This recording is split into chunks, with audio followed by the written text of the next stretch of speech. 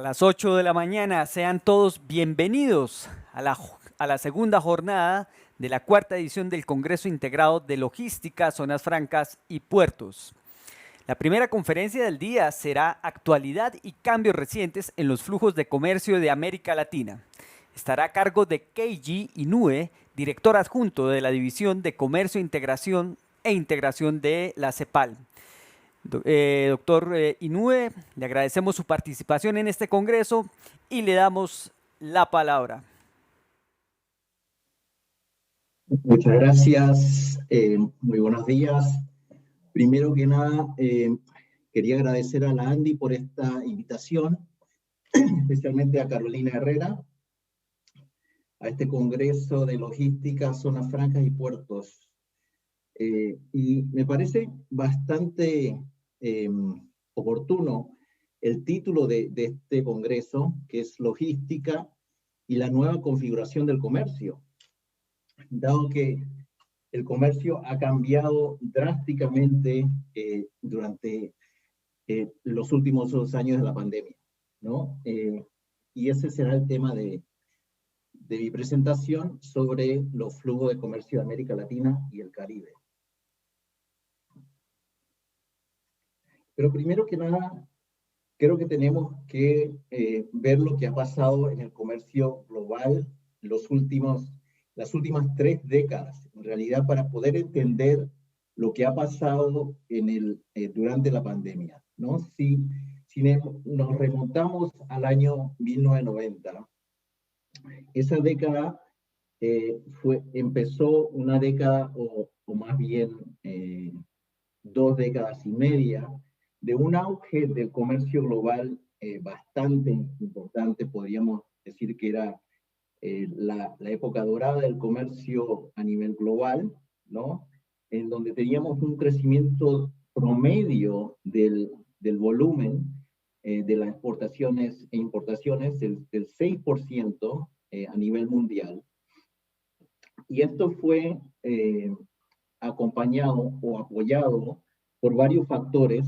Uno, porque, como saben, durante los 90s, la región incluida empezó procesos de liberación comercial, ¿no? Colombia fue uno de los pioneros en la región en este sentido. Además, la erupción de China, ¿no? Bueno, más bien que erupción, el crecimiento de China durante esta época fue a niveles altísimos, y fue incluido también en el año 2000 a la OMC, la Organización Mundial del Comercio. Y durante este periodo también había un auge de las cadenas de valor en todo el mundo, en donde el concepto de made in the world, o hecho en el mundo, era un concepto generalizado y muy popular durante esta época, en donde todas las cadenas globales y regionales de valor se expandían, ¿no? Y después vino la crisis del 2008 y 2009, en donde el comercio global cayó tremendamente en volumen nuevamente, un 13%, y después tuvo una recuperación bastante rápida en el 2010, 2011, pero no fue muy prolongada, ¿no? Entonces era casi como un efecto estadístico, más que nada por una base menor en la caída del 2008 y 2009. Luego de la crisis financiera, se debilitó tremendamente el comercio a nivel global, ¿no? Como vemos en la gráfica, un promedio alrededor del 2% de crecimiento del volumen, ¿no? Durante todo, desde el 2012 hasta el año en que empezó el COVID, en el 2019. Bueno, durante ese año, gran parte del año todavía no empezaba la pandemia, pero vemos que el comercio global estaba estancado en 0% en el 2019, antes de la crisis, ¿no? Entonces, irrumpió la pandemia y cayó el comercio los datos más actualizados del comercio global son del 5%, una caída del 5% en el volumen del comercio en el 2019. La OMC también proyecta que va a haber una recuperación del 8% este año, y después del 2022 esto se va a ralentizar alrededor de un 4% desde un punto de vista optimista, ¿no? Entonces, ellos predicen que por lo menos se va a retomar la senda precrisis. Pero como vemos, la senda precrisis fue muy débil, ¿no? Y por eso nos preocupa qué es lo que va a ocurrir en el periodo de recuperación de la pandemia, ¿no? Pero ahora si nos remontamos uno a la región y durante el periodo crítico de la pandemia, que fue el primer semestre del 2020, del año pasado, ¿no? Y veamos qué es lo que pasó a nivel de grandes rubros en el comercio de la región, ¿no? Ahora estamos hablando de la región, y aquí vemos que en las exportaciones cayeron tremendamente los servicios, más que nada, ¿no? Un 30%. Estas cifras ahora están en valor, lo que significa que tiene el componente de precios y volumen, ¿no? Eh, que nos da el resultado en el valor. Entonces, aquí vemos que hay una caída tremenda en los servicios, explicado principalmente por la caída en los viajes, porque el turismo, como sabemos, fue prácticamente paralizado en el primer semestre del 2020, y los transportes en menor medida, pero igual una caída importante. En términos de los bienes, el grupo de bienes que más cayó durante esta época fue la minería y el petróleo, ¿no? Con una caída del 25%, y después las manufacturas por el confinamiento y el paro de las fábricas.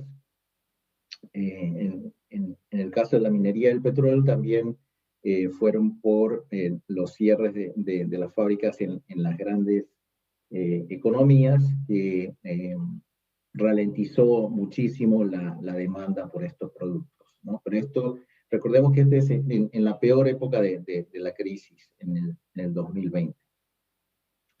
Ahora nos vamos a remontar a las últimas 2 décadas, y qué es lo que ha pasado en la región, ¿no? Lo que vimos en la primera lámina fue lo ocurrido en la economía global o en el comercio global.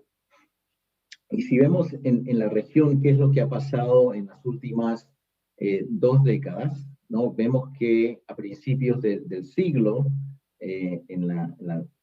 comenzando desde el año 2000, vemos que en términos relativos tuvieron las exportaciones un crecimiento bastante alto, ¿no? Inclusive llegando a un pic de 27% después de la crisis. Pero antes de eso era un crecimiento un poco más estable por el efecto del superciclo de los precios de los commodities, ¿no? Entonces, este ciclo nosotros analizamos que tuvo un periodo no tan largo, de alrededor desde el 2002 hasta el 2012 más o menos, con una interrupción durante la crisis financiera, ¿no? Y luego de ese periodo hubo un periodo de estancamiento durante los años del 2012 hasta el año anterior a la pandemia, ¿no? Entonces aquí vemos un periodo relativamente largo en donde tenemos crecimientos negativos o de poco dinamismo durante este periodo. Entonces ya estaba bastante debilitada el comercio antes de la crisis. Y lo que pasó durante la crisis fue que tuvimos una caída del 10% en los valores de las exportaciones, ¿no? Esto es mucho menor a las caídas que estábamos proyectando durante el primer semestre del 2020, en donde pensábamos que por lo menos íbamos a caer en un 20-23% durante el año. Pero esto no fue así, afortunadamente, y fue una caída del 10%, aunque igual es importante, pero mucho menor a la caída durante la crisis financiera del 2008 y 2009. Y para el 2021 vemos una recuperación bastante importante del 22% de las exportaciones, pero como vemos, esto es mayormente explicado por una recuperación de los precios de los commodities que voy a abordar en un rato más. Pero si vemos toda la serie hacia atrás también, vemos que los precios afectan muchísimo en las fluctuaciones, ya sea a la baja o a la suba, en el valor de las exportaciones. Entonces, esto igual es bastante preocupante en el sentido de que después de recuperación en el 2021, vemos que al igual que el comercio global, la tendencia será a la baja, a regresar a niveles pre-pandemia que fueron bajas desde un principio.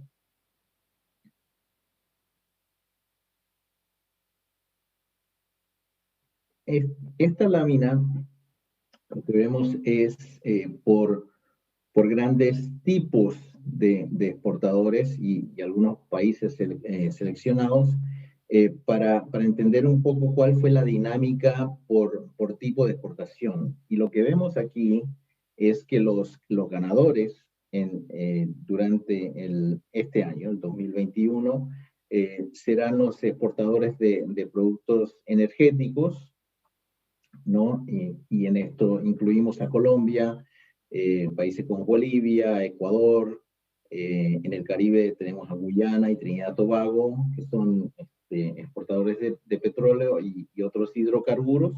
Y lo que vemos aquí que en su conjunto tendrán un alza importante en el valor de las exportaciones de un 40%, ¿no? Y que serían, como dije, los ganadores dentro, si agrupamos los exportadores por tipo de exportaciones.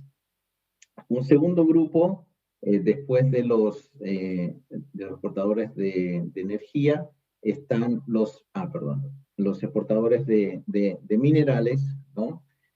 Aquí tenemos los países como Perú y Chile, ¿no? Que también tendrán una expansión importante del 27%, pero nuevamente, al igual que los exportadores de energía, esto es mayormente por el efecto de precios.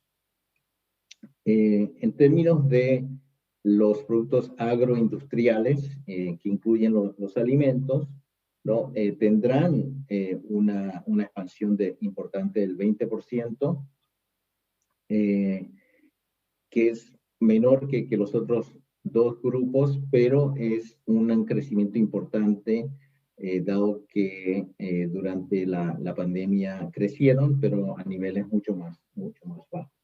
En términos geográficos, para la subregión de América del Sur, vemos que como somos exportadores importantes de productos primarios, esto tendrá un efecto positivo del 30% en su conjunto, ¿no? Y vemos que Brasil tendrá un crecimiento del 32%, ¿no? Hacia el norte, México y Centroamérica tendrán expansiones relativamente mucho menores que el resto de la región, dado que ellos tienen una canasta exportadora mucho más diversificada y concentrada en manufacturas, ¿no? Y como veremos los precios de las manufacturas no han crecido y no crecerían tanto como el resto de las exportaciones de la región. En términos de los destinos, de dónde estamos exportando e importando nuestros productos, vemos que Asia lidera como destino aquí con un 40%, 39% en términos del crecimiento de las exportaciones a ese destino, ¿no? Después de haber caído un menos 3%, que también es la menor caída por destinos de las exportaciones en el 2020, ¿no? Y en el 2021 vemos que todas las regiones estarían creciendo. Dentro del Asia sería especialmente hacia China, donde va la mayoría de las exportaciones de la región, y los países del resto del Asia también aumentarían en un 33%, aunque pesan mucho menos en esta canasta. En términos de otros socios importantes, vemos que en Estados Unidos, después de una caída importante del 11%, las exportaciones de la región crecerían en un 13% en valor, ¿no? Esto es, bueno, también he explicado nuevamente porque la mayoría de las exportaciones hacia Estados Unidos vienen desde México y los precios de las manufacturas no estarían creciendo tanto como los precios de las exportaciones de los commodities. En términos de Europa, en Europa también muy similarmente a lo que pasó en Estados Unidos o lo que pasaría en Estados Unidos, las exportaciones a esa región crecerían en un 14% después de una caída del 11% en el 2020, ¿no? Y un punto importante aquí es que aquí en la última barra de abajo se ve que las exportaciones a la propia región, ¿no?, se recuperarían en un 19% de crecimiento después de haber caído en un 20%, ¿no? Y esto va a ser el enfoque de varias de las últimas láminas de esta presentación. Ya veremos por qué. Pero antes de eso, si podemos ver qué es lo que ha pasado con los precios de los commodities, ¿no? Como vimos, al igual que los exportadores por grupo, vemos que efectivamente los precios de los productos energéticos son los que más aumentaron, bueno, este año, porque si vemos lo que pasó en el 2020, vemos que efectivamente los productos energéticos fueron los que más cayeron, ¿no? En un 32% en el 2020, ¿no?, liderados por los productos derivados del petróleo, y el petróleo mismo y el gas natural y el carbón, ¿no? Estas fueron las mayores caídas que vimos durante la pandemia en el 2020, ¿no? Y esto es para todo el año. Y en segundo lugar, vemos que los minerales y metales crecieron durante la época de la pandemia, ¿no? Pero esto fue impulsado por el hierro, algunos problemas de oferta que tuvimos con el hierro. El cobre creció, pero muy poco, y el oro creció en un 16%, dado que el oro es un mineral de reserva, ¿no? Y todas las acciones apuntaron hacia el oro cuando empezó la pandemia, y eso hizo que el precio subiera durante esta época. En términos de los productos agrícolas y agropecuarios, durante la pandemia vemos que tuvieron un crecimiento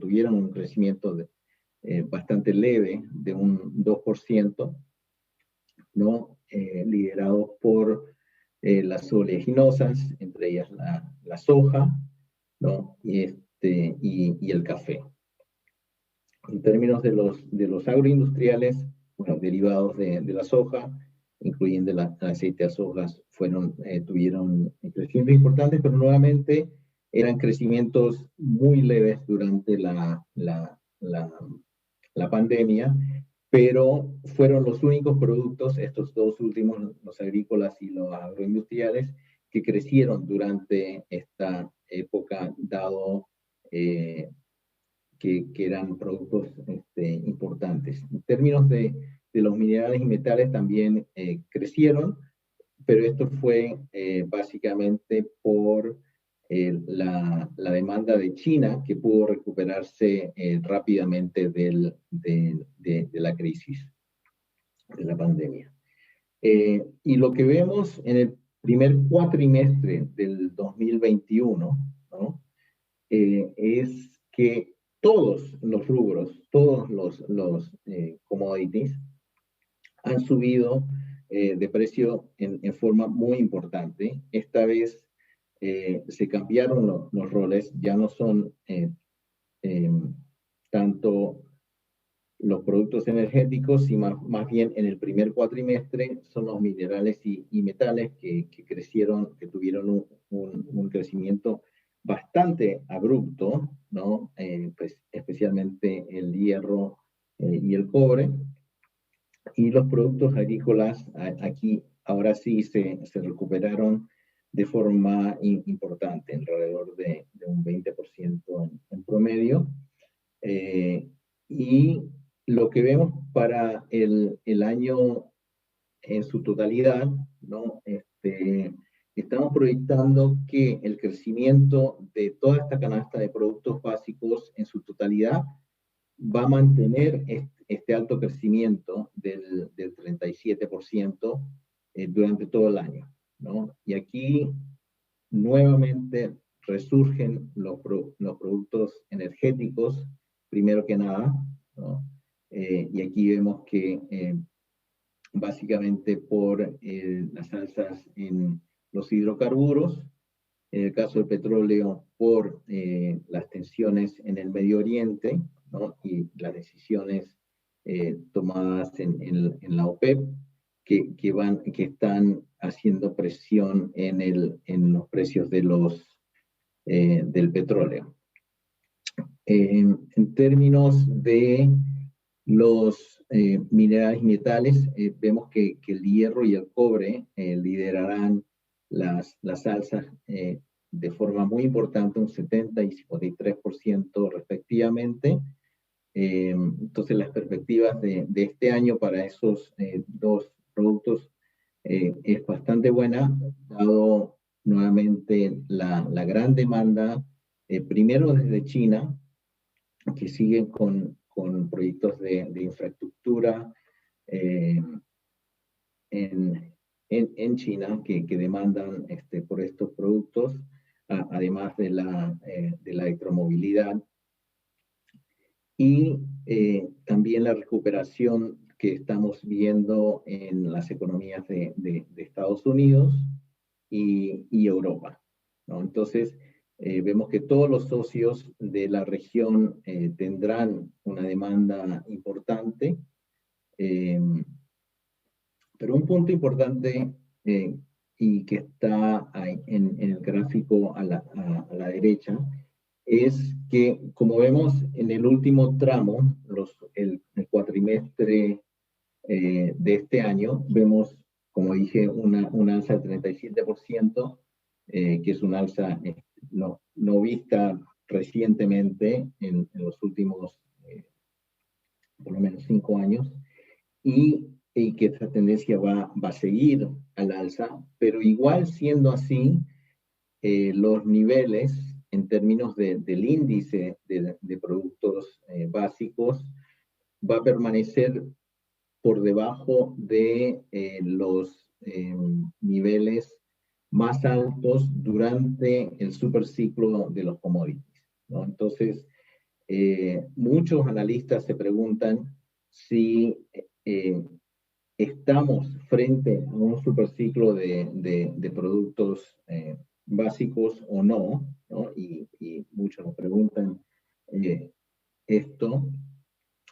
Y nosotros pensamos que, como dice el gráfico mismo, es que estamos en un periodo de niveles altos y de alto crecimiento de los precios, pero no necesariamente con las mismas condiciones del superciclo de los commodities, en el sentido de que durante el superciclo estaba todavía el auge de China, que todavía sigue creciendo, pero no a niveles que vimos durante el superciclo, ¿no? Y también era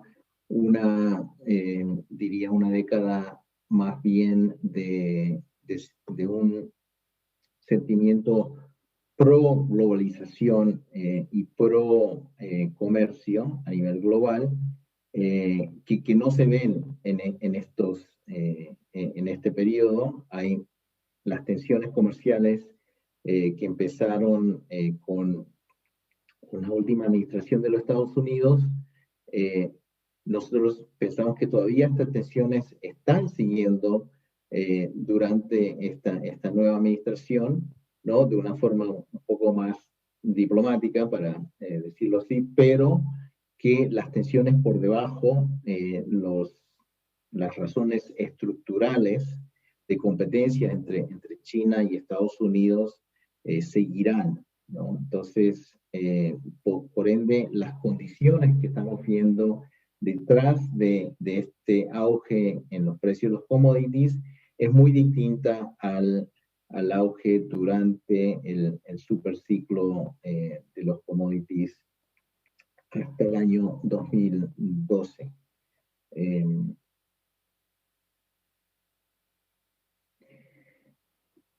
Y si pensamos en qué ha sido el nivel de inserción de la región en el comercio global desde los años 70, vemos que la historia es bastante triste, en el sentido de que al principio de los 70, aquí lo que este gráfico muestra son los países en desarrollo del Asia, y la línea anaranjada es América Latina y el Caribe, y vemos que las exportaciones de la región pesan, ¿no? O participan en el comercio global al mismo nivel que teníamos en los 70, ¿no? Y las dos regiones de los países en desarrollo del Asia y América Latina empezaron esta época con niveles muy similares de desarrollo. Inclusive América Latina, muchos países de América Latina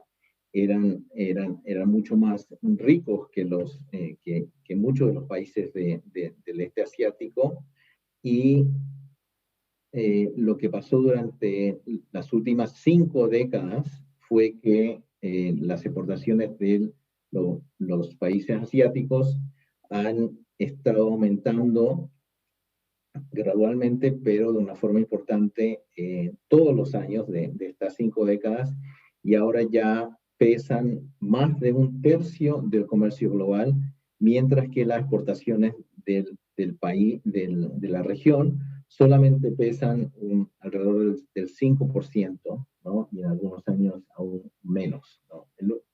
El único continente que se podría comparar al desempeño de América Latina es el continente africano, que tiene una participación un poquito menor que América Latina, ¿no? Entonces, esto es bastante preocupante para el desarrollo de la región, y si pensamos en qué va a ser lo que ustedes llaman la nueva configuración del comercio en las próximas décadas. En términos de servicios, también el caso es similar, y la participación es aún menor, ¿no? Pero vemos que en el caso de los servicios debería de haber una oportunidad para mejorar este desempeño. Y la razón por la cual vemos este desempeño bastante pobre de la región durante las últimas 5 décadas tiene que ver mucho con la especialización de la región en productos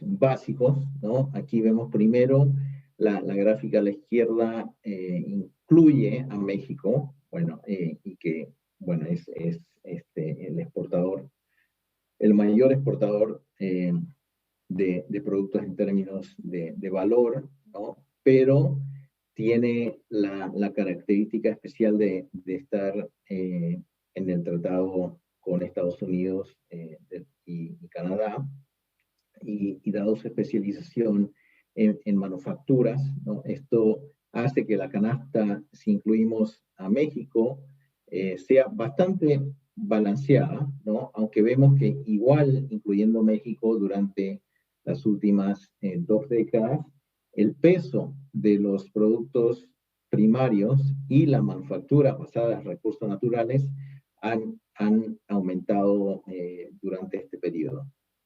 Si excluimos a México de esta canasta, vemos que efectivamente la región se ha reprimarizado, ¿no? En el sentido de que la participación de los productos básicos y las manufacturas basadas en recursos naturales han estado acaparando la canasta exportadora de la región, ¿no? Y vemos que esto hace que la región nuevamente dependa mucho de los precios internacionales, en donde la región son tomadores de precio, no decidores de precio en la mayoría de los productos básicos. En algunos somos líderes, en algunos minerales, por ejemplo, pero generalmente somos tomadores de precio y por ende estamos siempre en una situación de gran volatilidad y dependencia en lo que ocurra en el comercio internacional. Entonces, en este contexto que acabamos de ver de poca diversificación, de poca participación, de mucha vulnerabilidad, lo que nosotros vemos desde la CEPAL es que la integración económica de la región, ¿no? La integración productiva, económica y comercial de la región es una clave para salir de esta trampa, decirlo de cierta forma.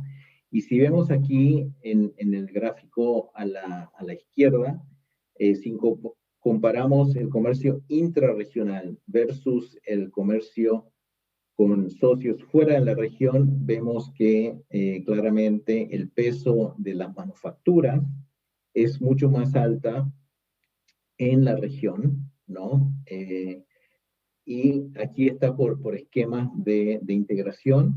Entonces lo que vemos es que obviamente algunas regiones, ¿no? Igual exportan muchos productos manufacturados a la propia región y al resto del mundo. Esto obviamente, por ejemplo, los países de la Alianza del Pacífico y Centroamérica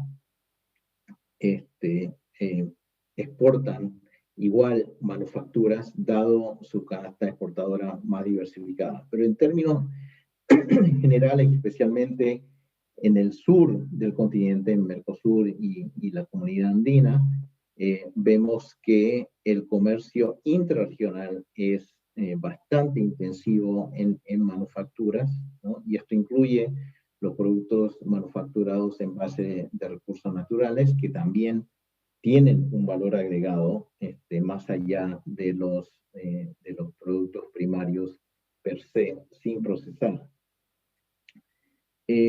Aquí en la gráfica a la derecha vemos el número de empresas, el número de empresas que exportan a la propia región, ¿no? Y vemos que hay una gran variación, bueno, especialmente en México, que como dijimos es una excepción, dado que el número de empresas es mucho menor las que exportan a la región desde México, pero para el resto de la región vemos que América Latina es el socio privilegiado del número, de un gran número de empresas. Esto está en porcentajes, entonces vemos que más de la mitad de las empresas de la región, en muchos de los países, prefieren o pueden exportar más a la región que al resto de los socios, que serían Estados Unidos, la Unión Europea y China, ¿no? Por eso vemos que el mercado regional nos permitiría alcanzar economías de escala y aprendizaje mucho más altas, y también ayudaría a diversificar la canasta, dado que está concentrada en productos básicos, pero también, y muy importante, es que apoyaríamos a las pequeñas y medianas empresas, porque al decir que hay una alta participación de empresas exportadoras en la propia región, esto incluye en su gran mayoría a las pymes, ¿no? Entonces, esto apoyaría a un crecimiento más sustentable en ese sentido y más equitativo.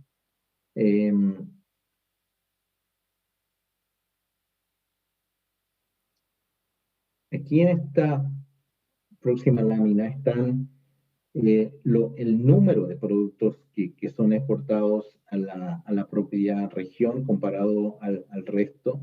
Y nuevamente vemos que estos mismos empresas exportadoras están exportando el mayor número de productos a la propia región que al resto de los socios. Y quiere decir que, por ejemplo, lo que exportamos a China especialmente son muy pocos en términos de número de productos, ¿no? Versus lo que estamos exportando a la propia región, ¿no? Que es en donde vemos que todos los países, incluyendo a Colombia, hay un gran número de productos, o la mayoría de los productos son exportados a la región y no al resto del mundo. Lo que quiere decir que la propia región es el mejor cliente de manufacturas de nosotros mismos. Y es algo que deberíamos de estar aprovechando. ¿Y qué es lo que ha estado pasando con el comercio interregional? Como vimos en algunas de las gráficas al principio, tuvo una caída del 19%, ¿no? En su totalidad.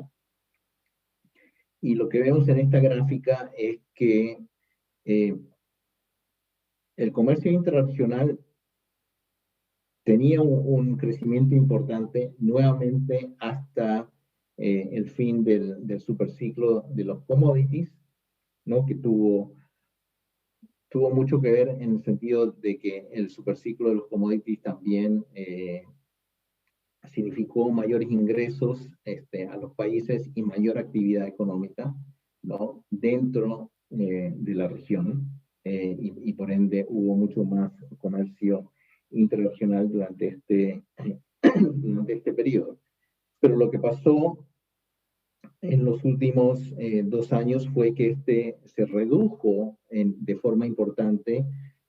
Ahora estamos exportando menos de 100.000 millones de dólares a la propia región, pero más importante es la participación del comercio intrarregional versus el extrarregional, ¿no? Y aquí vemos que la participación es de solamente un 12%, ¿no? Que son niveles que no se habían visto desde los años 80, ¿no? Durante la crisis de la deuda, y inclusive a principios de los 70, donde recién los países empezaban a exportar. Entonces, es una participación muy baja, muy débil y muy preocupante, dado los beneficios que hemos visto del comercio intrarregional, especialmente en esta coyuntura de la pandemia.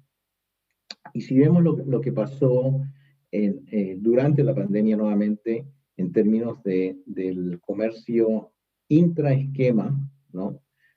Vemos que todos los esquemas de integración cayeron de forma muy importante, ¿no? Y vemos que en el Caribe, la comunidad andina, ¿no? Fue uno de los dos esquemas que más cayeron en toda la región, el Mercosur y la Alianza del Pacífico. En términos del mercado común centroamericano, aquí vemos que ellos fueron los que menos fueron afectados por la pandemia, ¿no? Y como sabrán, el mercado común centroamericano es considerado uno de los, bueno, se diría que la organización y las relaciones dentro del mercado centroamericano son relativamente estables por su aproximación geográfica, pero también por algunos factores que durante esta pandemia fueron importantes. Uno, que el comercio entre los países centroamericanos está basado en los alimentos, que fueron clave durante la pandemia. También habían protocolos estrictos de bioseguridad entre los países y el transporte dentro del transporte terrestre, especialmente, y como dije, la geografía cercana de estos países. Entonces, esto hizo que ellos fueran más resilientes. En términos de los productos, los más afectados fueron los vehículos, ¿no? Por razones obvias del confinamiento, en donde la demanda por estos productos bajó enormemente, pero también los textiles, confecciones y calzados también cayeron de forma muy importante, dado que estos no podían comercializarse durante la pandemia. Y vemos nuevamente que los productos agroindustriales y alimenticios fueron los únicos que sobrevivieron a la pandemia por la necesidad. Ya para terminar, aquí vemos que es urgente revitalizar la integración regional, ¿no? Y lo que estamos proponiendo son básicamente 4 áreas en donde deberíamos estar enfocados en nuestros esfuerzos de recuperarnos del impacto de la pandemia. Uno es converger en temas de facilitación de comercio, ¿no? Hay muchas ventanillas únicas de comercio exterior electrónicas en los países que facilitan el comercio sin papel, una coordinación de infraestructura y logística, que esta tarde mi colega va a hablar un poco más sobre este tema. Y 2 áreas de oportunidades vemos que es el comercio electrónico y el mercado, y un mercado común digital que estamos proponiendo desde la CEPAL, dado que vemos que ha habido un auge en el comercio electrónico en la región, pero es un comercio electrónico doméstico que no ha podido cruzar las fronteras, no es un comercio electrónico transfronterizo, que es el que sería el ideal para poder integrarnos mejor en la región y aprovechar las plataformas electrónicas que han sido desarrolladas durante la pandemia. Y para tener mayor resiliencia y menos dependencia de productos médicos, ahora estamos haciendo unos estudios para ver cuál es el nivel de dependencia de los países antes y después de la pandemia, y ver las oportunidades productivas que algunos países de la región tienen en términos de la producción de estos productos y de comercializarlos dentro de los países, ¿no? Entonces vemos, en resumen, que la integración es indispensable, uno, para salir y recuperarnos de la pandemia de una forma sostenible, y más equitativa y con una mayor diversificación. Muchas gracias.